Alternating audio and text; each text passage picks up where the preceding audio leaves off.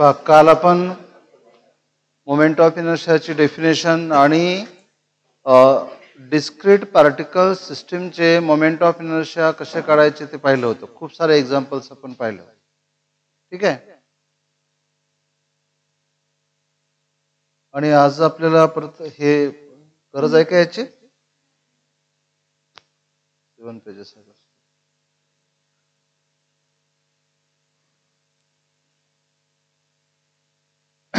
तर एकदम थोडक्यात आपण रिवाइज करू मोमेंट ऑफ इनर्शियाला आणि आणखी काही मोमेंट ऑफ इनर्शियाचे एक्झाम्पल्स आपल्याला पाहायचे आहेत. तर पहा, लक्ष द्या. अगदी सुरुवातीला काय पाहिलं होतं आपण? Moment of inertia of yes कोण सांगेल? Single particle. सिंगल पार्टिकलचा मोमेंट ऑफ इनर्शिया ज्याला फार रेअरली यूज केला जाणार. बुकमध्ये तुम्हाला सिंगल पार्टिकलचा मोमेंट ऑफ इनर्शिया समजावलेला दिसणार नाही. ओके, पण बेसिक समजण्यासाठी खूप चांगला काय म्हणू आपण कॉन्सेप्ट आहे moment of inertia of single particle. Okay, तर काय असेल? हा झाला ॲक्सिस ऑफ रोटेशन. त्याला बांधलेला एक स्ट्रिंग असेल, त्याला बांधलेला आहे एक स्टोन आणि त्याचं मास आहे m आणि त्या स्ट्रिंगची लेंथ आहे r.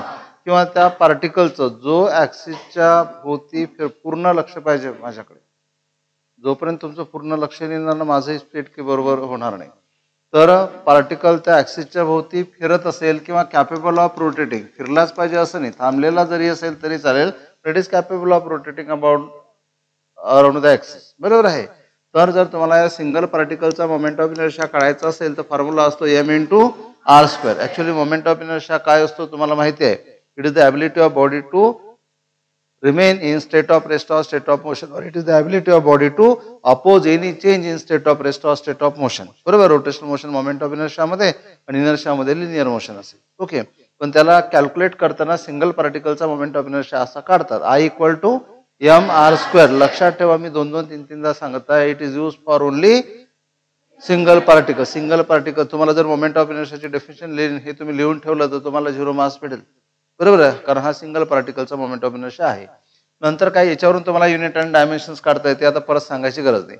नंतर पहा, समजा ही एक दुसरी बॉडी आहे आणि हा झाला ॲक्सिस ऑफ रोटेशन आणि body consist of n particles. हा बॉडीचा पहिला पार्टिकल आहे हॅव्हिंग मास m1 आणि it's distance from the axis of rotation is r1. Second particle having mass m2, distance from the axis of rotation r2. आणि हा n नंबरचा particle आहे having mass m and its distance from the axis of rotation is rn. आणि तुम्हाला काढायचं आहे moment of inertia of body आणि काय सांगायला पाहिजे? About given axis of rotation. बरोबर आहे, दिलेल्या ॲक्सिस साठी, कारण की ॲक्सिस सगळ्यात महत्वाचा आहे. ॲक्सिस बदलला तर डिस्टन्सेस बदलतात, डिस्टन्सेस बदलले तर प्रत्येक पार्टिकलचा मोमेंट ऑफ इनर्शिया बदलतो, त्यामुळे पूर्ण बॉडीचा मोमेंट ऑफ इनर्शिया बदलतो. त्यामुळे मोमेंट ऑफ इनर्शियाच्या डेफिनेशन मध्ये moment of inertia of the body about given axis हा वर्ड असलाच पाहिजे. बरोबर आहे. आणि हा काढताना तुम्हाला काय करावं लागेल? मग सर्व पार्टिकलच्या मोमेंट ऑफ इनर्शियाची सम. पहिल्या पार्टिकलचा m1 × r1², दुसऱ्या पार्टिकलचा m2 × r2² plus dot dot plus mn × rn². आणि याला सिम्बॉलिकली लिहायचं झाल्यास ही सम आहे, सो इट इज समेशन. आणि प्रत्येक पार्टिकलला mi आणि ri आपण रिप्रेझेंट केलं डिस्टन्सला, त्याचा स्क्वेअर. I आहे 1 पासून तर n पर्यंत. 10 पार्टिकल असतील तर 1 पासून तर 10 पर्यंत जे काही नंबर दिलेले असतील, तुम्ही 5 नंबर पासून असेल तर 5 पासून तर 100 पर्यंत, व्हॉट रेट मे बी. बरोबर आहे. हा झाला moment of inertia of discrete particle system. Discrete म्हणजे एक पार्टिकल जर सेपरेट तुम्हाला करता येत असेल तर. ओके, आणि त्यानंतर आपण पाहिलं होतं moment of inertia of continuous mass distribution. Continuous mass डिस्ट्रीब्युशनचा मोमेंट ऑफ इनर्शिया हा झाला सिंगल पार्टिकलचा, हा झाला डिस्क्रीट बॉडीचा. आणि कंटिन्युअस मास डिस्ट्रीब्युशनचा मोमेंट ऑफ इनर्शिया बघा कसा काढला होता. त्यावेळेस काय केलं बघा, हा झाला ॲक्सिस ऑफ रोटेशन, ही असेल बॉडी. या बॉडी मधला एक स्मॉल पोर्शन आपण कन्सिडर केला, स्मॉल एलिमेंट कन्सिडर केला. त्याचा मास किती आहे? dm. त्याचं ॲक्सिस पासूनचं अंतर आहे r. बरोबर आहे. त्यामुळे एका पार्टिकलचा मोमेंट ऑफ इनर्शिया दाखवणार तुम्ही di नी, या बॉडीसाठी लिहितो आपण di नी. di काय झाला? r² × dm. आणि पूर्ण बॉडीचा मोमेंट ऑफ इनर्शिया काढायचा असेल तर असे सर्व जे पार्टिकल्स आहेत dm आहेत त्यांचे मोमेंट ऑफ इनर्शिया ऍड केलेले. ऍड करण्याच्या मॅथमॅटिकल प्रोसेसला इंटिग्रेशन आपण म्हणतो. हा काय झाला? r² × dm integration of integration जर केलं आर स्क्वेअर इंटू डीएमचं काय मिळालं moment of inertia of continuous mass distribution. तिघांमधला फरक समजला. तर हा जो मोमेंट ऑफ इनर्शिया काढला हा एका पार्टिकलसाठी काढला, सिंगल पार्टिकलसाठी काढला. हा जो मोमेंट ऑफ इनर्शिया आहे हा पार्टिकल सिस्टीम म्हणू शकता तुम्ही किंवा डिस्क्रीट पार्टिकल सिस्टीम म्हणू शकता तुम्ही, त्यासाठी तुम्ही काढला. बरोबर आहे. सॉरी, तर डिस्क्रीट पार्टिकल सिस्टीमसाठी मोमेंट ऑफ इनर्शिया काढला. ओके. आणि हा जो आहे हा बॉडीसाठी काढला किंवा कंटिन्युअस मास डिस्ट्रीब्युशनसाठी काढला. तिसरं याला तुम्ही बॉडी म्हणू शकता किंवा कंटिन्युअस मास डिस्ट्रीब्युशन म्हणू शकता. प्रेझेंटेशन समजणं ही महत्वाची गोष्ट आहे. कळलं. Single particle system, number of particles इथे दाखवलेले आहेत आणि कंटिन्युअस मास डिस्ट्रीब्युशन किंवा एखादी बॉडी आहे, हे सगळ्यात महत्वाचा विचार केला. तर इथे काय केलं, त्या बॉडीमधला एक छोटा पोर्शन कन्सिडर केला. त्याचा मास किती आहे डीएम, त्याच्या ऍक्सिस पासूनचं अंतर किती आहे आर. तर त्या छोट्या पोर्शनचा moment of inertia R square DM हा moment of inertia of single particle, single element. बरोबर आहे. हा झाला moment of inertia of whole body. म्हणजे आपण ऍक्च्युअली तसं लिहायला पाहिजे. म्हणजे आपल्याला काय करता येणार, याला काय लिहिणार मी, पहिला पार्टिकल पहिला जो आहे त्याला moment of inertia of DM, हा काय झाला M I of DM. DM म्हणजे इलेमेंट. बरोबर. M I of DM. आणि हा जो आपण खाली काढला हा काय झाला M I of whole body. याला लिहिता येणार तुम्हाला M I of body, moment of inertia of entire body. समजलं का. एंटायर बॉडीचं मोमेंट ऑफ इनर्शिया काढताना आपण काय केलं, इंटिग्रेशन घेतलं. ठीक आहे. युनिट डायमेन्शन्स वगैरे काही आपण लिहिले नाहीत. इथपर्यंत आपण काल पाहिलं होतं. नंतर आपण वेगवेगळ्या पार्टिकल सिस्टीमचे मोमेंट ऑफ इनर्शिया पाहिले होते. मोमेंट ऑफ इनर्शिया काढताना त्या पार्टिकलचे ऍक्सिस पासूनचे परपेंडिक्युलर डिस्टन्स मोजायचे आणि प्रत्येक पार्टिकलच्या मासला परपेंडिक्युलर डिस्टन्सच्या स्क्वेअरनी मल्टिप्लाय करायचं. सर्व पार्टिकलचे मोमेंट ऑफ इनर्शिया ऍड करायचे. तुम्हाला moment of inertia of particle system मिळेल. बरोबर आहे. फक्त ऍक्सिसवर लक्ष द्यायचं की ऍक्सिस कुठे आहे. समजलं का. आता मी तुम्हाला काही बॉडीचा डायरेक्टली मोमेंट ऑफ इनर्शिया सांगतो about their natural axis of rotation, आणि ते कसे आले ते आपण नंतर पाहू. ओके. तर आपल्याला हेडिंग लिहिता येईल moment of inertia of some symmetrical bodies. बरोबर आहे. काही बॉडीजचे किंवा moment of inertia of bodies लिहितो मी फक्त इथे. बरोबर आहे. About natural axis of rotation. बघा नॅचरल ऍक्सिस ऑफ रोटेशन काय, समजा एक रिंग असेल तर जनरली या रिंगला कसं फिरवता तुम्ही, रिंग फिरवली का ती बांगडी आहे अशी टेबलवर टाकून दिली तर ती अशी गोल रोल होत जाणार. इथे जो ऍक्सिस आहे हा ऍक्सिस या रिंगच्या प्लेनला परपेंडिक्युलर आहे, पासिंग थ्रू सेंटर ऑफ मास. हा झाला नॅचरल ऍक्सिस ऑफ रोटेशन. बरोबर आहे. एक कॉइन आहे, समजा हे कॉइन आहे. कॉइनला काय म्हणू शकतो तुम्ही, रिंगच्या जागी डिस्क. कॉइन म्हणजे एक प्रकारचं डिस्क आहे आणि तो कॉइन घेतला आणि असं सोडून दिला. बरोबर आहे. तो काय होणार, रोल होत जाणार. It is also rotating about an axis passing through centre perpendicular to its plane. This axis is called as natural axis of rotation. बरोबर आहे. एखादा बॉल तुमच्याकडे आहे आणि तुम्ही काय केला, तो टाईलवर असा गोल फिरून दिला. बरोबर आहे. हा या लाईनच्या भोवती काय राहणार, फिरत राहणार. This line is also passing through centre of mass. बरोबर आहे. So this axis is also called as natural axis of rotation. याला असं फिरवलं तरी ऍक्सिस तोच आहे. आणि या स्पिअरला जर तुम्ही रोल केलं समजा हा असा फिरेल, रोल केलं असं सोडून दिलं तर असा गोल फिरत राहणार. ऍक्सिस कसा आहे, हॉरिझॉन्टल आहे. बरोबर आहे. ऍक्सिस कसा आहे, हॉरिझॉन्टल आहे. पण सगळे पार्टिकल त्याच्या भोवती फिरून राहिले. हा ऍक्सिस आणि हा ऍक्सिस सारखाच आहे. बरोबर आहे. It is also called as natural axis of rotation. बरोबर आहे. आणखी एक बॉडी घेतली सिलेंडर. हा सिलेंडर आहे. वरतं सर्क्युलर फेस असेल, खाली सर्क्युलर फेस असेल आणि हा जो ऍक्सिस आपण काढला it is called as natural axis of rotation. तुमच्याकडे समजा पेन आहे आपला, तो लिहायचा एकदम सिलेंड्रिकल पेन, तसा सोडला तुम्ही, हाच पेन पकडा, असा गोल रोल होत जाणार.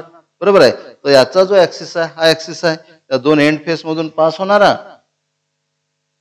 सिलेंडरच्या लेंथला पॅरलल. बरोबर आहे. Passing through centre of mass, passing through each circular face, हा जो ऍक्सिस आहे this called as natural axis of rotation. बरोबर आहे. या सर्वांचे आपल्याला मोमेंट ऑफ इनर्शिया काढायचे आहे. मग हा कोणता सिलेंडर झाला, कोणताही घेऊ शकता. आता पहा थोडंसं आणखी समजून घ्या की समजा तुमच्याकडे रिंग आहे, बांगडी एक प्रकारची रिंग आहे. तुम्ही त्या रिंगवर रिंग जर ठेवत गेले तर काय मिळणार, हॉलो सिलेंडर. रिंग आहे एक, तर रिंगवर पुन्हा रिंग ठेवली तर काय मिळेल, सिलेंडर मिळेल. याचा अर्थ रिंगचं मास डिस्ट्रीब्युशन आणि सिलेंडरचं मास डिस्ट्रीब्युशन सेम आहे. ते तुम्हाला सांगायचं राहिलं मोमेंट ऑफ इनर्शिया कशावर डिपेंड असेल, टोटल मास आणि डिस्ट्रीब्युशन ऑफ मास. काल आपण पाहिलंच ना, मास कसं डिस्ट्रीब्युट झालेलं, मास जर जवळ असेल तर मोमेंट ऑफ इनर्शिया कमी, कारण की आर कमी होतो. मास दूर असेल तर मोमेंट ऑफ इनर्शिया जास्त. So moment of inertia depends upon mass of the body and distribution of mass about the axis of rotation. Axis पासून मास कसं डिस्ट्रीब्युट झालेला आहे. When mass is close to the axis moment of inertia is small and mass is away from the axis moment of inertia is large. समजते ना, mass away गेलं म्हणजे I equal to M R square ना, R वाढला. I तर बरोबर आहे, M तर तेवढाच आहे. म्हणून मास जेवढा ऍक्सिस पासून दूर तेवढा मोमेंट ऑफ इनर्शिया जास्त, मास जेवढा ऍक्सिसच्या जवळ तेवढा मोमेंट ऑफ इनर्शिया कमी. So moment of inertia depends upon two main factor. First, mass of the body और mass of the system and distribution of mass from the axis. Axis पासून mass कसं distribute झालेला आहे, whether it is close to the axis or away from the axis. When mass is close to the axis, body possesses smaller moment of inertia. When mass is away from the axis, body possesses larger moment of inertia. तर मी तुम्हाला इथे काय सांगत होतो की जे distribution मासचं बरोबर आहे, काय म्हणू आपण, रिंगच्या बाबतीत आहे, तेच हॉलो सिलेंडरच्या बाबतीत आहे. त्यामुळे रिंगचा मोमेंट ऑफ इनर्शिया आणि हॉलो सिलेंडरचा मोमेंट ऑफ इनर्शिया सेम राहील. ओके. आता दुसरा विचार करा तुम्ही, तुमच्याकडे एक कॉइन आहे, त्या कॉइनवर कॉइन ठेवला. कॉइन आहे म्हणजे कॉइन एक प्रकारची डिस्क आहे, बरोबर आहे. आणि कॉइनवर कॉइन ठेवला तुम्हाला काय मिळेल, सॉलिड सिलेंडर मिळेल. म्हणजे कॉइनचं मास डिस्ट्रीब्युशन आणि सॉलिड सिलेंडरचं मास डिस्ट्रीब्युशन सेम आहे. याचा अर्थ रिंगचा आणि हॉलो सिलेंडरचा मोमेंट ऑफ इनर्शिया, कॉइनचा म्हणजे डिस्कचा आणि सॉलिड सिलेंडरचा मोमेंट ऑफ इनर्शिया सेम असेल, बरोबर आहे. आणि तुम्हाला मी जेवढे सांगतो ना, फक्त तेवढेच मोमेंट ऑफ इनर्शिया लक्षात ठेवायचे आहेत. तर मला वाटतं याला मोडून टाकल्यापेक्षा मला दुसरं हेडिंग टाकायला परवडते. तर इथे काय लिहितोय मी आता, मोमेंट ऑफ इनर्शिया. पहा कशा कशाचे लिहिणार मी. पहा पहिला लिहितो मी, लक्ष द्या, moment of inertia of thin uniform rod. बघा मी बोलताना काय बोललो, थिन युनिफॉर्म रॉड. फक्त रॉड नाही, रॉड तर थिक पण असू शकतो, पण हा कसा आहे, थिन युनिफॉर्म रॉड आहे. हा एक रॉड आहे, एका लाईननीच काढायला पाहिजे कारण तो थिन आहे. पण आता समजण्यासाठी मी त्याला असं काढतो, हा रॉड आहे.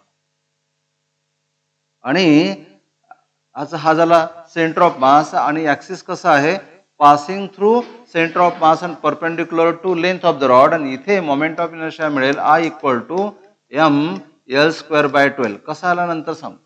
आय बरोबर काय मिळेल, एम एल स्क्वेअर बाय 12. मी जेवढे सांगणार आहे तेवढेच मोमेंट ऑफ इनर्शिया लर्न म्हणजे पार्ट पाहिजेत, 4-5 सांगणार आहे फक्त मी, बाकी सगळे त्यावरून बरोबर काढतो. ते तुम्ही जर बुक पाहिलं ना, इतके सारे मोमेंट ऑफ इनर्शिया दिलेले आहेत, मग कसे लक्षात ठेवायचे. फक्त 4-5 मोमेंट ऑफ इनर्शिया तुम्हाला लक्षात ठेवायला सांगेल, बाकी सगळे तुम्हाला बरोबर वेळेवर तयार करता येते. तो हा काय झाला, moment of inertia of rod about an axis passing through centre और centre of mass perpendicular to length. हा जो रॉड आहे तो थिन युनिफॉर्म रॉड आहे. याचं डिस्क्रिप्शन नोट लक्षात ठेवा. तर रॉड कसा असला पाहिजे, थिन युनिफॉर्म रॉड. हा जर रॉड थिक असेल, बरोबर आहे, तर हा फॉर्म्युला फेल होईल. थिक असेल तर, थिक झाला तर तो सिलेंडर झाला, मग तो रॉड राहिलाच नाही. ओके. तर हा झाला थिन रॉडचा moment of inertia. Second diagram नीट लक्षात. इथे ही जी मी काढत आहे, इथे रिंग, आपल्याला मोमेंट ऑफ इनर्शिया काढायचा आहे रिंगचा. सगळ्यात महत्वाचा ऍक्सिस पहा, ही रिंग काढली मी हॉरिझॉन्टल प्लेन मध्ये. कशी काढली, हॉरिझॉन्टल प्लेन मध्ये अशी ठेवलेली आहे रिंग, बरोबर आहे. ऍक्सिस जो आहे तो passing through centre of mass. Centre of मास, हा सेंटर ऑफ मास असेल, इथून हा ऍक्सिस पास झालेला आहे perpendicular to plane of the disc. या रिंगचा मोमेंट ऑफ, रिंगचा मास आहे एम, रिंगची रेडियस आहे, तर मोमेंट ऑफ इनर्शिया असणार M into R square. Moment of inertia of ring about an axis passing through centre perpendicular to plane of the ring. Centre मधून pass झालेला, रिंगच्या प्लेनला perpendicular. Transverse axis passing through centre of mass म्हटलं तरी चालते. Transverse म्हणजे perpendicular, passing through centre of mass. वेगवेगळे word वापरले जातील, तुम्हाला क्लिअर इमॅजिनेशन त्याचं करता आलं पाहिजे. ओके. नंतर काय घेतलं आपण, रिंगच्या जागी डिस्क. सेकंड, थर्ड, रिंगच्या जागी काय घ्या, डिस्क घ्या, बरोबर आहे. तर डिस्क म्हणजे काय असणार, इथे जी रिंग आपण हॉलो काढली तीच काय असेल, सॉलिड असेल, ती काय झाली डिस्क. आणि परत हा झाला axis passing through centre of मास आणि परपेंडिक्युलर टू प्लेन. आता मला सांगा, तुम्ही कंपॅरिझन करा की कोणाचा मोमेंट ऑफ इनर्शिया जास्त असेल, रिंगचा की डिस्कचा. बघा रिंगचे मास सारखंच आहे, रिंगचे सर्वच पार्टिकल दूर आहेत, मग सर्वांचाच मोमेंट ऑफ इनर्शिया जास्त आहे. पण डिस्कचे काही पार्टिकल जवळ आहेत तर काही पार्टिकल दूर आहेत, काहींचा मोमेंट ऑफ इनर्शिया कमी आहे तर काहींचाच जास्त आहे. सर्वांचा जास्त आहे का? इथे सर्वांचा मोमेंट ऑफ इनर्शिया. मला काय म्हणायचं आहे की रिंग इथे आहे, रिंगचे पार्टिकल इथे आहेत. बघा ऍक्सिस पासून प्रत्येक पार्टिकलचं अंतर किती आहे? आर. कोणत्या पार्टिकलचं अंतर आर पेक्षा कमी आहे का? इकडे लक्ष द्यायचं नाही आहे. त्यामुळे इथले पार्टिकल सर्व दूर आहेत. इथले काही पार्टिकलचं अंतर तर झिरोच आहे, काही कमी अंतरावर आणखी वाढत चालले, पण सर्वांना मिळूनचं मास सेम आहे. आताही सांगा कोणाचा मोमेंट ऑफ इनर्शिया? रिंगचा, कारण की रिंगचे सर्व पार्टिकल दूर आहेत. रिंगचा मोमेंट ऑफ इनर्शिया जास्त आहे, डिस्कचा मोमेंट ऑफ इनर्शिया कमी आहे, कारण काही पार्टिकल जवळ आहेत तर काहीच दूर आहेत. बरोबर आहे. त्यामुळे रिंगचा मोमेंट ऑफ इनर्शिया जेवढा असेल डिस्कचा त्यापेक्षा कमी असते. हा असते हाफ एम आर स्क्वेअर. बरोबर आहे. आणि लक्षात ठेवायचं जेवढा रिंगचा असेल, बरोबर आहे, तेवढाच होलो सिलेंडरचा असेल, आता सांगितलं तुम्हाला. आणि जेवढा डिस्कचा असेल तेवढाच सॉलिड सिलेंडरचा असेल. सॉलिड सिलेंडर आणि डिस्क मध्ये काहीच फरक नाही, फक्त डिस्कची थिकनेस कमी असते आणि सॉलिड सिलेंडरची थिकनेस, डिस्कची थिकनेस वाढवली की दॅट इज सॉलिड सिलेंडर. बरोबर आहे. नंतर आहे स्पियर, फोर्थ. तर स्पियर मध्ये पहिल्यांदा घेऊ आपण सॉलिड स्पियर, किंवा कोणताही घेतला तरी चालते, पण हॉलो जर घेतलं तर पहिल्यांदा घेऊ आपण हॉलो स्पियर. बघा हा झाला स्पियर आणि हा झाला axis passing through centre of मास. आणि रेडियस किती आहे? आर. हा ऍक्सिस कसाही काढला तरी चालते, कसाही काढला तरी पासिंग थ्रू सेंटर ऑफ मासच होतो. बरोबर आहे. असंही काढलं तरी परपेंडिक्युलर, फक्त तो सेंटर ऑफ, कसंही काढला सेंटर ऑफ मास मधून पास नाही होत असं नाही म्हणायचं मला. तर तुम्ही म्हणजे असं आडवा दाखवा की उभा दाखवा असं मला म्हणायचं. असंही काढला तरी सेम, असंही काढला तरी सेम, असंही पाठवला तरी सेम, फक्त कुठून पास झाला पाहिजे? सेंटर ऑफ मास मधून. आणि हा झाला हॉलो स्पियर. बरोबर आहे. हॉलो स्पियर नंतर फिफ्थ काय असणार? Solid sphere. मला सांगा आता हॉलो स्पियर आणि सॉलिड स्पियर यांच्यापैकी मी डायग्राम एकच काढतो, कोणाचा मोमेंट ऑफ इनर्शिया जास्त असेल आणि कोणाचा कमी असेल? हॉलोचा जास्त, कारण रिंग सारखंच हॉलोचे सर्व पार्टिकल दूर आहेत आणि सॉलिडचे काही तर जवळ आहेत, त्यामुळे हा जास्त असेल आणि हा कमी असेल. आणि हा असतो 2/3mr², हा असतो 2/5mr². एवढे तुम्हाला मोमेंट ऑफ इनर्शिया लक्षात ठेवायचे आहे. राहतील लक्षात? ओके. आणि इथे जर कन्फ्युजन झालं तर ते तुम्हाला अवॉइड करता आलं पाहिजे की हॉलो असेल तर जास्त, सॉलिड असेल तर कमी. 2 तर वर आहेच, mr² आहेच.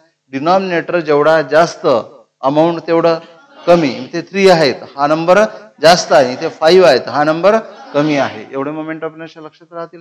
एवढे जर लक्षात राहिले तुम्हाला कुठलाही मोमेंट ऑफ इनर्शिया काढता येईल. फक्त ना मोमेंट ऑफ इनर्शिया लक्षात ठेवताना फक्त रॉडचा असं नाही, त्याच्या ऍक्सिस सहित लक्षात ठेवा. ऍक्सिसची पोझिशन बदलली की मोमेंट ऑफ इनर्शिया बदलून जाईल. Okay.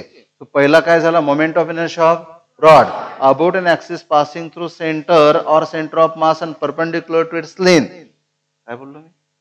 Moment of inertia of thin uniform rod about an axis passing through centre और सेंटर ऑफ मास. बघा थिन युनिफॉर्म रॉड असेल, सेंटर आणि सेंटर ऑफ मास सारखाच असतो. पण जर का नॉन युनिफॉर्म रॉड असेल आणि एकीकडे बारीक आणि दुसरीकडे जाडा, त्याचा सेंटर वेगळा असतो आणि सेंटर ऑफ मास वेगळा असतो. बरोबर आहे. इथे सेंटर म्हटलं तरी चालते, सेंटर ऑफ मास म्हटलं तरी चालते युनिफॉर्म सिमेट्रिकल बॉडीज साठी. बरोबर आहे. म्हणजे ऍक्सिस पासिंग थ्रू सेंटर और centre of mass and perpendicular to length. I किती? ml²/12, ml²/12. कसं आलं ते आपल्याला काढता येईल. बरोबर आहे. नंतर दुसऱ्या ठिकाणी ऍक्सिस घेतला तर ते करता येते आपल्याला, पण सध्या नाही पाहायचं आपल्याला, पर्टिक्युलर ऍक्सिस साठीच पाहायचं आहे. नंतर ऑब्जेक्ट काय घेतलं? Moment of inertia of ring. Ring अशी ठेवलेली आहे आणि ऍक्सिस त्या रिंगच्या प्लेनला परपेंडिक्युलर, मग हॉरिझॉन्टल प्लेन मध्ये सानप बोलू नका, हॉरिझॉन्टल प्लेन मध्ये सानप मागे जाऊन बसा. गेट पटकन. डिस्क हॉरिझॉन्टल प्लेन मध्येच ठेवली पाहिजे असं नाही, कसंही ठेवा. डिस्क हॉरिझॉन्टल प्लेन मध्ये ठेवा की व्हर्टिकल प्लेन मध्ये ठेवा की टिल्टेड प्लेन मध्ये ठेवा, फक्त ऍक्सिस कसा पाहिजे? त्या डिस्कच्या त्या रिंगच्या प्लेनला perpendicular passing through its centre of मास किंवा सेंटर ऑफ जॉमेट्री. तर इथे मोमेंट ऑफ इनर्शिया काय असणार? mr². याचं कारण एक आहे, प्रत्येक पार्टिकलचं अंतर किती आहे? r. मग एका पार्टिकलचा किती? mr², दुसऱ्या पार्टिकलचा mr². आणि सगळे mr² ऍड केलं तर इथे टोटल m येणार, n × r². विचार केला तर लॉजिकली याचं प्रूफ करायची गरज नाहीये. ओके आहे ना. प्रत्येक पार्टिकल एका पार्टिकलचा मास सेम असेल तर त्याचा काय झाला m1 इंटू आर स्क्वेअर, दुसऱ्याचा काय झाला m2 into R square. R square common काढला, आर स्क्वेअर जर कॉमन काढला तिथे आर स्क्वेअर कॉमन काढला, इथे करायला m1 plus m2 plus dot dot सर्व मासेसची सम म्हणजे टोटल मास. विचार केला तर ह्याचं प्रूफ करायची गरज नाही आहे. ओके, तर हा झाला moment of inertia of ring about transverse axis perpendicular to length, म्हणजे transverse axis passing through centre of mass. बरोबर आहे. किती आहे mr स्क्वेअर. हाच कोणाचा आहे हॉलो सिलेंडरचा. बरोबर आहे, रिंगचा आणि हॉलो सिलेंडरचा सेम. नंतर आहे डिस्क. डिस्क म्हटलं की कॉइन सीडी लक्षात घ्यायची, ज्याला होल नाही आहे सीडीला होल असते. बरोबर आहे. ऍक्सिस कसं आहे पासिंग थ्रू सेंटर ऑफ मास आणि परपेंडिक्युलर टू लेंथ. परपेंडिक्युलरलाच काय म्हणणार transverse axis passing through centre of मास. जेवढा रिंगचा असेल त्याच्या हाफ. रिंगचा mr स्क्वेअर तर डिस्कचा हाफ mr स्क्वेअर. बरोबर आहे. पण जेवढा डिस्कचा असेल तेवढाच सॉलिड सिलेंडरचा असेल about natural axis of rotation. डिस्कवर डिस्क ठेवली की सॉलिड सिलेंडर बनेल. नंतर आहे सॉलिड स्पिअर आणि हॉलो स्पिअर. पहिलं कोणता घेतला हॉलो स्पिअरचा. हॉलो स्पिअरचा काढताना हॉलोचं जास्त की सॉलिडचं जास्त हॉलोचं जास्त, कारण हॉलोचे पार्टिकल दूर आहेत. मग इथे mr स्क्वेअर तर प्रत्येकामध्ये आहेच, ऑड जर सोडून दिला तर mr स्क्वेअर आहेच. इथे काय येणार 2/3. मग 2/3 mr स्क्वेअर असेल तर हॉलो स्पिअरचा आणि 2/5 mr स्क्वेअर असेल तर सॉलिड स्पिअरचा अबाउट डायमीटर. बरोबर, याला काय म्हणू शकतो तुम्ही, हा जो ऍक्सिस आहे हा अबाउट डायमीटर. बरोबर आहे. हे जे मोमेंट ऑफ इनर्शिया आहेत याला काय म्हणणार तुम्ही about diameter moment of inertia आहे. कळलं. एवढे मोमेंट ऑफ इनर्शिया लर्न पाहिजे. तर तुम्हाला माहिती असेल कदाचित ज्यांचे आणखी काही तुम्ही रेफर करत असाल तर वेगवेगळ्या ऍक्सिसच्या अबाउट मोमेंट ऑफ इनर्शिया काढतात, ते कसे काढायचे ते आपण नंतर पाहू. एवढं लक्षात राहील. अगदी on the tip of tongue. रॉडचा किती, आता आपण ऍक्सिस हा आहे असं गृहीत धरू. रॉडचा किती m²/12. रिंगचा किती mr स्क्वेअर. डिस्कचा किती हाफ mr स्क्वेअर. सॉलिड स्पिअरचा 2/5 mr स्क्वेअर. हॉलो स्पिअरचा 2/3 mr स्क्वेअर. एवढं समजलं. हा झाला moment of inertia of some symmetrical bodies about the axis of rotation. आता ऍक्सिस बदलून वेगवेगळे मोमेंट ऑफ इनर्शिया काढता येतात. हा ऍक्सिस इथून उचलायचा आणि दुसऱ्या ठिकाणी ठेवायचा, पण तो पार्ट थोडासा वेगळा आहे, त्यासाठी आपल्याला थोडे थेरम वगैरे स्टडी करावं लागतील. इथपर्यंत समजलं. आता आणखी एक आपण कॉन्सेप्ट घेणार आहोत, दॅट इज कॉल्ड, माहिती आहे का तुम्हाला, कोणी स्टडी करून नोट्स तरी पाहता काय तुम्ही, नोट्स तर पाहत चला. मोमेंट ऑफ इनर्शिया नंतर काय आहे radius of gyration. Radius of gyration काय पहा लक्ष द्या इकडे. कोण सांगेल इकडे पहा बरं. तर रेडियस ऑफ गायरेशनला सुरुवात करायच्या अगोदर इकडे पहा, बोर्डवर लक्ष द्या. ही एक बॉडी आहे, ऐका बरोबर. हा काय झाला सेंटर ऑफ मास. इकडे बोर्डवर लक्ष. आणि या बॉडीचं घेतलं तुम्ही स्मॉल अंतर मास किती घेतलं तुम्ही dm, आणि हे अंतर घेतलं r. तर मला सांगा integration of r into dm. ओके, आणि integration of r² into dm, पहिली टर्म काय आहे दुसरी टर्म काय, कोण सांगेल.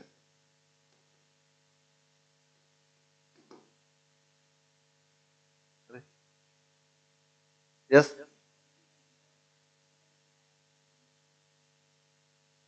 नाही सेंटर ऑफ मास ही नसते. सेंटर ऑफ मास वाले जे समजा X coordinate of centre of mass ते काय असते r into dm upon integration of dm.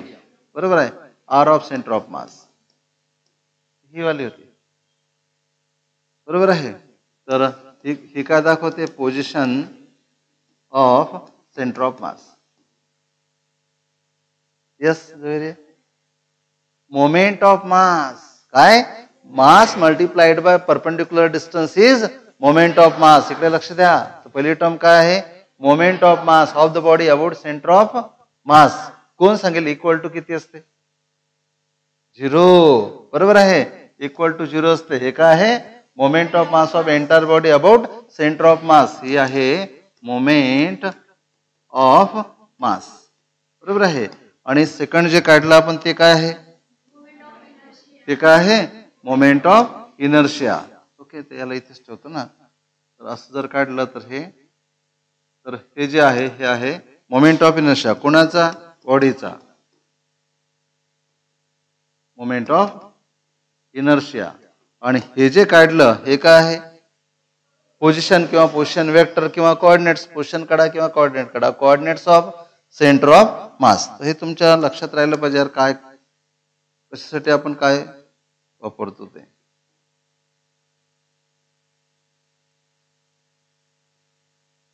लक्षात राहील. काही प्रॉब्लेम. तर एक्स इंटू डीएम असेल तर एक्स इंटू डीएम किंवा आर इंटू डीएम असेल तर सिंगल पार्टिकलचा मास मोमेंट, त्याचं इंटिग्रेशन असेल तर पूर्ण body moment of mass of whole body. बरोबर. पूर्ण बॉडीचं moment of mass of body, पूर्ण बॉडीचं मोमेंट ऑफ मास. बरोबर आहे. आणि आर स्क्वेअर इंटू डीएम असेल तर moment of inertia of body, बॉडीचा मोमेंट ऑफ इनर्शिया. आणि आर इंटू डीएम ला इंटिग्रेशन ऑफ डीएम ने डिवाइड केलं तर position of centre of mass of body. बरोबर आहे. समजलं का. कदाचित एखाद्या वेळेस असंच करतील की पहिली टर्म दिली, दुसरी टर्म दिली, तिसरी टर्म दिली, सांगा कुठली टर्म काय आहे. असं काही विचारलेलं नाही, माझ्या मनात आलं आता म्हणून सांगितलं तुम्हाला. ठीक आहे. आता आपल्याला पाहायचं आहे रेडियस ऑफ गायरेशन काय. पहा, लक्ष द्या. काय पाहायचं आहे. Radius of gyration. पहा, लक्ष द्या. समजण्याचा प्रयत्न करा. माझा भर ना तुम्हाला समजलं पाहिजे यावर जास्त असतो. म्हणजे ते पाठ वगैरे तर नंतर केल्या जाऊ शकते किंवा काही गरजही नसते. तर रेडियस ऑफ गायरेशन काय ते समजण्यासाठी आपण काय करू. पहिल्यांदा आपण मोमेंट ऑफ इनर्शिया स्टडी करू. पहा, ही एक बॉडी आहे. बरोबर आहे ना. आणि या बॉडीचा काहीतरी मोमेंट ऑफ इनर्शिया असेल about this axis. This axis तुम्हाला रिंगचा माहित आहे, तुम्हाला सॉलिड स्पिअरचा माहित आहे, तुम्हाला हॉलो स्पिअरचा माहित आहे. तर बॉडी काढली, याचा काहीतरी मोमेंट ऑफ इनर्शिया असेल. बरोबर आहे. आणि ह्या ऍक्सिसच्या अबाउट असेल. आता काय करायचं बघा. मी असं नाही म्हटलं की हा ऍक्सिस सेंटर ऑफ मास मधून पास झाला आहे की काय, काही नाही. ओके. या बॉडीचं मास आहे एम आणि हा झाला गिव्हन ऍक्सिस ऑफ रोटेशन आणि या बॉडीचा मोमेंट ऑफ इनर्शिया आहे आय. आता पहा काय करायचं. लक्ष द्या. इकडे बोर्डवर लक्ष द्या. बोर्डवर लक्ष द्या.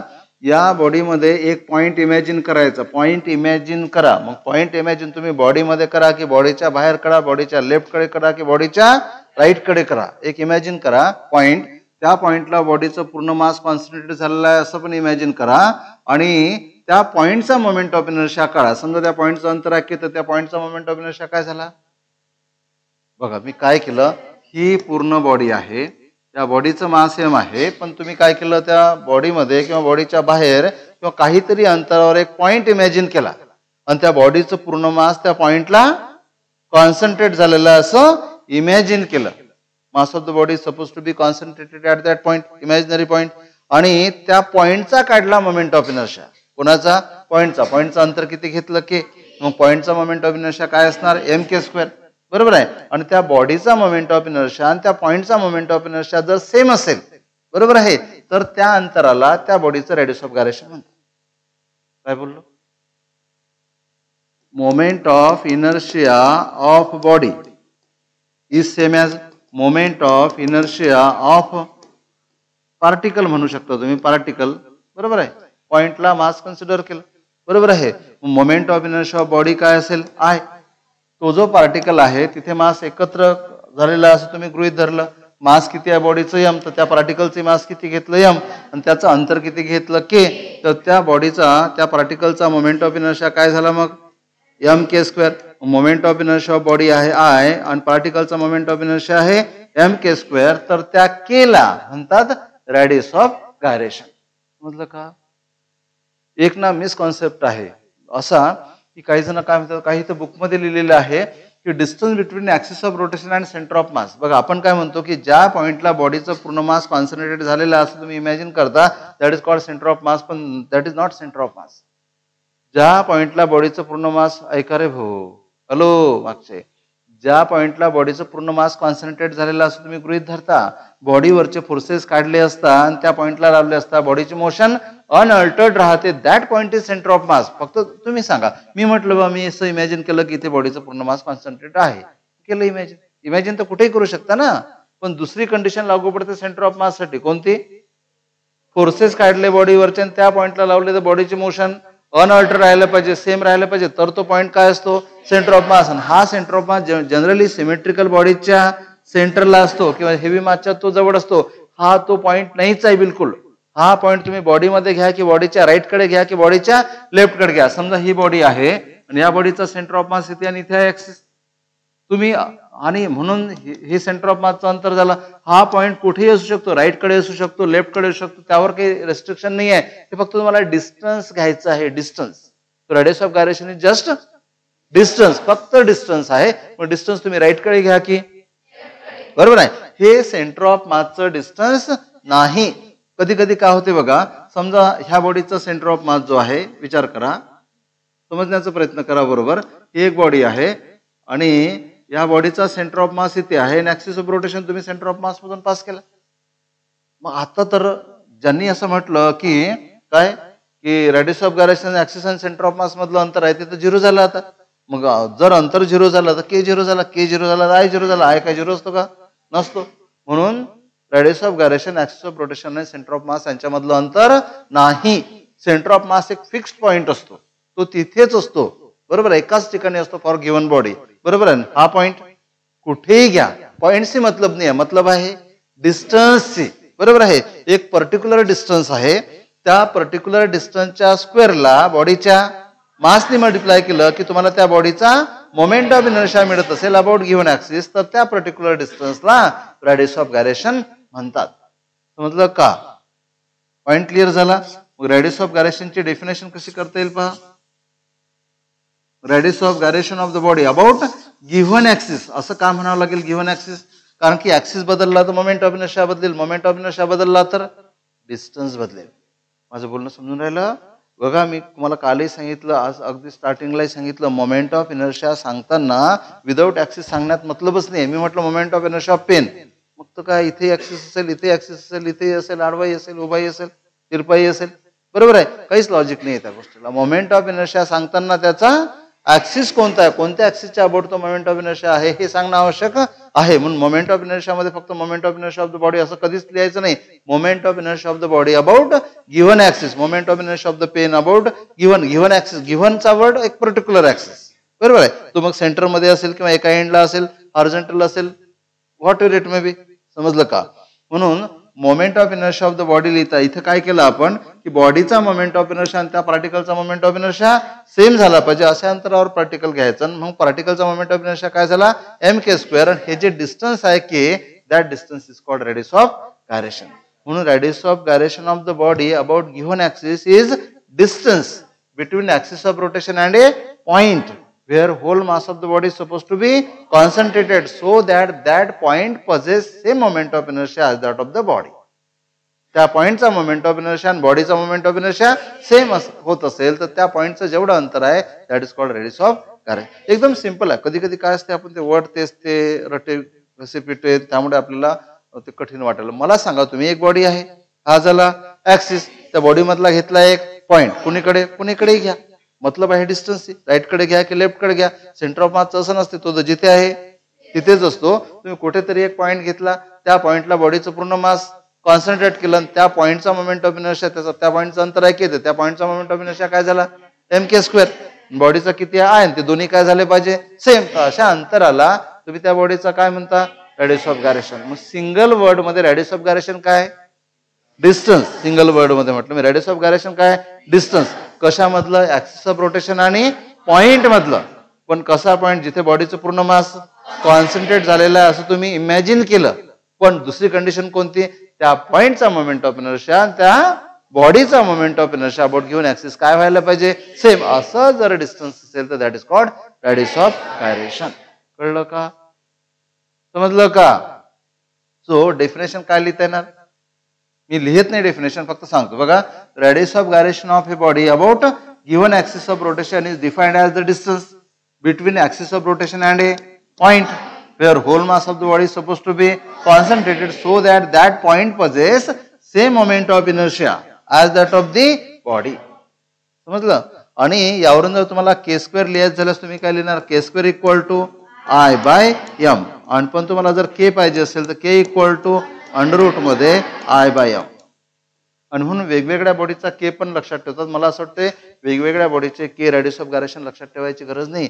रेडियस ऑफ गायरेशन काढायचं असेल तर आयचा जो फॉर्म्युला आहे, मी एक एक्झाम्पल देतो. समजा काय घेतलं आपण की डिस्क घेतली, बरोबर आहे. डिस्कचा I about natural axis of rotation काय होता, हाफ एम आर स्क्वेअर. आयच्या जागी काय लिहायचं, M K square equal to half M R square. M M काय झाला cancel, so K square equal to काय झाला हाफ आर स्क्वेअर बाय 2, बरोबर. K square equal to R square by 2, K equal to under root, बरोबर आहे, R स्क्वेअरचं route R आणि याचं 2 R by root 2. मला म्हणायचं आहे की के पाठ करायची गरज नाही. के जर काढायचं असेल तर पहिले काय काढायचा आय, आयला काय लिहायचं एम के स्क्वेअर, बरोबर. के जे मिळेल ते के, बरोबर, तो बरोबरच असेल. आणि डायरेक्टली पहा कसं करायचं, मी आता डायरेक्टली करतो बघा. आय इक्वल टू किती आहे 1/2 एम आर स्क्वेअर. याला समजण्याचा प्रयत्न करा, बरोबर, बरोबर आहे. याला मी नोटमध्ये लिहितो. रेडियस ऑफ गायरेशन कसं काढायचं, पहिले ते यामधलं मास काढून टाकायचं. का मास काढून टाकायचं, कारण की मासने डिवाइड केलं. मग जे राहिलं त्याचं घ्यायचं रूट. इकडे पहा, इमॅजिन करा, त्यातलं मास काढून टाकलं तर काय राहिलं आर स्क्वेअर बाय 2. त्याचं काय घ्या रूट, आणि त्याचं जर रूट घेतलं तर आर स्क्वेअरचं रूट आर, खाली 2 राहिला बाय रूट 2, असं डायरेक्टली करायचं. समजलं का काय केलं. म्हणजे काढायचं असेल तर आयचा फॉर्म्युला लिहायचा, आयला काय लिहायचं एम के स्क्वेअर, तुम्हाला के काढता येणार. पण तुम्ही असं करू नका, तुम्ही काय करा माहिती आहे काय, डायरेक्टली काढता येईल तुम्हाला. के बरोबर काय असतं अंडर रूट मध्ये आय बाय एम. याचा अर्थ काय झाला, पहिले आयला एमनी डिव्हाइड केलं, मग जेव्हा तुम्ही या आयला एमनी डिव्हाइड कराल एम निघून जाणार, कॅन्सल होणार. मग राहिलं काय आर स्क्वेअर बाय 2. जे राहिलं त्याचं काय घ्यायचं आहे रूट, म्हणून आर स्क्वेअर बाय 2 चं रूट काय झालं आर बाय रूट 2. म्हणून फॉर्म्युलाकडे पाहता पाहता की सांगता आला पाहिजे. समजलं का, सांगता येईल ना. समजा मी इथे करतो, समजा सॉलिड स्पिअर आहे, काय सॉलिड स्पिअर. सॉलिड स्पिअरचा आय किती असतो 2/5 एम आर स्क्वेअर. तुम्हाला म्हटलं मी काय काढा के, पहिले यातला एम काढून टाका, काय राहिलं 2/5 आर स्क्वेअर, त्याचा काय घ्या रूट, आणि आर स्क्वेअरचं रूट आला आर, आणि 2/5चं रूट मध्ये 2/5. हा झाला की फॉर्म्युला लिहा, आयला एम के स्क्वेअर लिहा आणि एम एम कॅन्सल करा. असं करायची गरज नाही. तुम्हाला डायरेक्टलीच कुठल्याही बॉडीचं काय काढता येणार रेडियस ऑफ गायरेशन काढता येणार. रेडियस ऑफ गायरेशन, बरोबर आहे, काढण्यासाठी त्याचा वेगळा फॉर्म्युला वगैरे लक्षात ठेवायची काही गरज नाही. मोमेंट ऑफ इनर्शियाचे जर तुम्हाला फॉर्म्युले माहित असतील तर तुम्हाला रेडियस ऑफ गायरेशन सहज काढता येणार. समजलं का. मोमेंट ऑफ इनर्शियाचे फॉर्म्युले माहित असतील तर रेडियस ऑफ गायरेशन सहज काढता येणार. आता बघ थोडंसं आपण ना अगोदरच्या पॉईंटकडे जाऊ. तर नाही इथे नाही करता येणार. काही प्रॉब्लेम मध्ये काय होते माहितीये का, की काहीतरी सिच्युएशन दिलेली, लक्ष द्या इकडे, काही प्रॉब्लेम मध्ये ना काहीतरी एक सिच्युएशन दिलेली असते, ऐका केअरफुली. आणि तुम्हाला म्हटलं जाणार की एक बॉडी आहे, ती अशी एखाद्या इन्क्लाइन प्लेनवरून सोडून दिली, त्याला खाली पोहोचायला किती वेळ लागला ते दिलं असेल, बरोबर आहे. आणखी काही डेटा दिला असेल, तुम्हाला म्हटलं असेल सांगा बॉडी काय आहे, बॉडी रिंग आहे की डिस्क आहे की सॉलिड स्पिअर आहे की हॉलो स्पिअर आहे. म्हणजे ज्या ज्या प्रॉब्लेम मध्ये, कोणत्याही प्रॉब्लेम मध्ये, रोटेशनल डायनामिक्स मध्ये तर तुम्हाला म्हटलं असेल बॉडी कोणती आहे हे ओळखा. काय ओळखा, बॉडी आहे. मग कुठलं तरी कायनेटिक एनर्जी दिली असेल, पोटेन्शियल एनर्जी दिली असेल, व्हॉट टाइम दिला असेल, ऍक्सलरेशन दिलं असेल, काही पण दिलेलं असू द्या, बरोबर आहे. किती कायनेटिक एनर्जी आणि किती पोटेन्शियल एनर्जी यांचा रेशो दिला असेल. एक बॉडी रोल होत आहे, गोल अशी फिरत आहे, आणि त्याच्याकडे 20% कायनेटिक एनर्जी आणि 80% पोटेन्शियल, असं काहीतरी दिलेलं असेल, काहीतरी डेटा दिलेला असेल. तुम्हाला म्हटलं असेल बॉडी कोणती आहे, तर बॉडी ओळखताना काय करायचं पहा, लक्ष द्या इकडे. मी इथे लिहितो, तर इथे लिहू आपण बॉडी, नंतर त्या बॉडीचा लिहिता येईल आपल्याला आय. आय म्हणजे मोमेंट ऑफ इनर्शिया, आणि त्या बॉडीसाठी लिहू आपण के स्क्वेअर अपॉन आर स्क्वेअर. काय के स्क्वेअर अपॉन आर स्क्वेअर. तर आपण ना रोलिंग, ज्या बॉडी रोल होऊ शकतात त्या घेऊ फक्त. तर पहिली बॉडी काय घेतली आपण, रिंग. रिंगचा about natural axis moment of inertia M R square, बरोबर आहे. म्हणून आता बघा मी एकदा करून दाखवतो. आयला काय लिहिणार तुम्ही M K square equal to M R square. मग आपल्याला एम एम काय झाला कॅन्सल, आपल्याला काय पाहिजे के स्क्वेअर अपॉन आर स्क्वेअर, काय होणार 1. पण आता पहा मी समजलं काय, आणि समजण्यासाठी मी बरं जाऊ द्या, याला मी इथे लिहून टाकतो. या बॉडीचा के स्क्वेअर अपॉन आर स्क्वेअर काय झाला 1. नंतर आपण दुसरी बॉडी घेऊ. समजा बॉडी घेतली आपण डिस्क. डिस्कचा मोमेंट ऑफ इनर्शिया काय असतो 1/2 एम आर स्क्वेअर. आयला काय लिहिणार M K square equal to 1/2 M into R square. M M झाला cancel, so K square upon R square काय झाला 1/2. मग K square upon R square 1/2. Okay. नंतर घेतलं समजा तुम्ही हॉलो स्पिअर, ओके. हॉलो स्पिअरचा आय किती असतो? यस, 2/, हॉलो जास्त असतो 2/3 mr². सांगा k² आपण r² काय होणार? 2/3. नंतर काय घेतला तुम्ही? Solid sphere. बरोबर आहे. सॉलिड स्पिअर जर घेतला तर आय किती असतो? 2/5 mr². आणि सांगा k² आपण r² काय होणार? 2/5. कुठली बॉडी जर आयडेंटिफाय करायची असेल तर आपण काय करायचं? त्या बॉडीचा k² आपण r² काढायचा. हा बरोबर काढता येतो. k² आपण r² 1 मिळाला तर रिंग किंवा हॉलो सिलेंडर. k² आपण r² 1/2 मिळाला तर डिस्क किंवा सॉलिड सिलेंडर. k² आपण r² 2/3 मिळाला तर हॉलो स्पिअर. k² आपण r² 2/5 मिळाला तर सॉलिड स्पिअर. आणि k² आपण r² लक्षात ठेवणं फारच सोपं आहे. इथे जो फॅक्टर आहे, इथे काय झालं? रिंगचा मोमेंट ऑफ इनर्शिया 1 mr². इथे 1/2 mr², 2/3 mr², 2/5 mr²च्या समोरचा जो फॅक्टर आहे तो काय असतो? k² upon r². म्हणून जर कुठली बॉडी जर तुम्हाला आयडेंटिफाय करायची असेल तर त्या बॉडीचा काय काढायचा? k² upon r². बरोबर तुम्हाला काढता येणार प्रॉब्लेम मध्ये. k² अपॉन r² वरून तुम्हाला बॉडी ओळखता येईल. k² अपॉन r² 1 मिळाला तर रिंग आहे. k² अपॉन r² 1/2 मिळाला तर डिस्क आहे. k² अपॉन r² 2/3 मिळाला तर सॉलिड, यस, हॉलो स्पिअर आहे. आणि 2/5 मिळाला तर सॉलिड स्पिअर आहे. समजलं का? मग ह्याचा उपयोग तुम्हाला कशासाठी ओळखता येईल? याचा यूज काय होणार की बॉडीला काय करायचं आहे? तुम्हाला आयडेंटिफाय करायचं आहे. बॉडी कुठली आहे ते जर तुम्हाला आयडेंटिफाय करायचं असेल तर तुम्ही काय काढलं पाहिजे? k² upon r². Body identify करायची असेल तर काय राहील suggestion? Find k² upon r². आणि त्यावरून तुम्हाला काय ठरवता येणार? कुठली बॉडी जी आहे ती सांगता येईल. समजलं का? k² अपॉन r² कॉन्सेप्ट कुठून आला? रेडियस ऑफ गायरेशन माहिती असेल तुम्हाला k² अपॉन r² काढता येईल.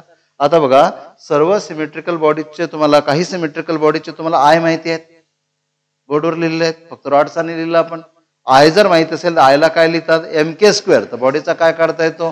के काढता येतो. पण बहुतेक प्रॉब्लेम मध्ये बॉडीचा के काढायचं काम नाही पडत, बॉडीचा k² अपॉन r² काढायचं काम पडते. आणि k² अपॉन r² म्हणजे या mr² समोर जो नंबर आहे that is nothing but k² upon r². k² upon r² 2/3 भेटला.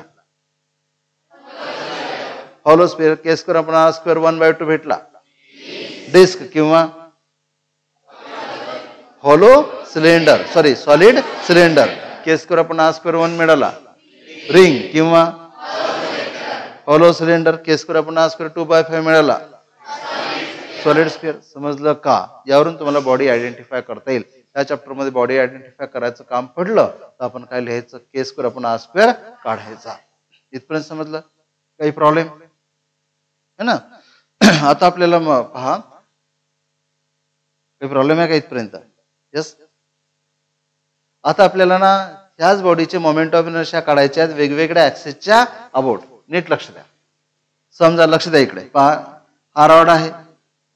याचा तुम्हाला इथला मोमेंट ऑफ इनर्शिया मी सांगितला काय आहे? ml²/12. हा कसाला ते काढू, आपल्या सिलेबस मध्ये नाही आहे काढणं, डायरेक्टलीच दिलेलं आहे, पण तुम्हाला काढता आलंही पाहिजे. ते आपण काढू. पण लक्ष द्या इकडे. तर moment of inertia of this rod, हो का? तर वेगवेगळ्या ऍक्सिसच्या अबाउट जर तुम्हाला पहा काय म्हटलं मी, ऍक्सिस जर बदलला, मोमेंट ऑफ इनर्शिया काढायचं असेल तर आपल्याकडे दुसरं टेक्निक आहे that based on perpendicular axis theorem and parallel axis theorem. तर ते आपण सोमवारी पाहू. उद्या टेस्ट सांगितली आहे, पण आपण ती टेस्ट उद्याच्या ऐवजी पुढे घेऊ. कोणते चॅप्टर तयार करायचे आहेत? केटीजी आणि रेडिएशन. पहा, तुम्हाला लक्ष द्या इकडे, माझ्याकडे लक्ष द्या. ते रेकॉर्डिंग बंद करा, बंद कर ना, त्याच्यावरच क्लिक कर एकदा. तर तुम्हाला आता चान्स आहे, एक आठवडा तुम्हाला मिळेल. केटीजी